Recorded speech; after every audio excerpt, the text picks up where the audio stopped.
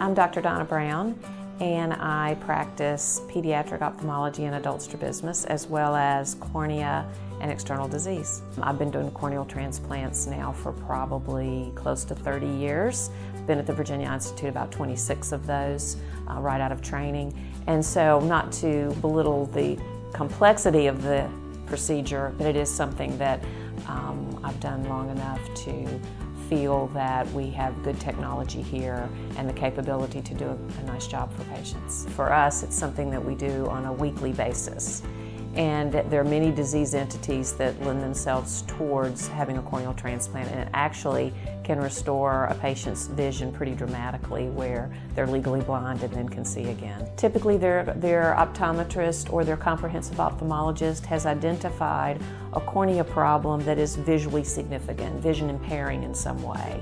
And they know that this patient may be a candidate for that, and then they're sent to me for us to do a more thorough evaluation and allow the patient to know what their options are. They come in, and then the surgical coordinator does a couple of things, schedules the time for the transplant to be done, and then calls the eye bank. And when a donor is identified, then the transplant, the corneal tissue is procured by the coordinators who do that type of work. Often when we're doing a corneal transplant, we are doing other intraocular surgery at the same time. For example, if you came to me and had a cataract as well, I would remove that at the same time. And we do try to prepare the eye in a way and the implant power in a way that a minimal amount of refraction is required in glasses postoperatively. But I tell all of my corneal transplant patients to expect to wear glasses postoperatively or a contact lens. We do ask patients to use steroid eye drops. So for the first week after a corneal transplant, typically a patient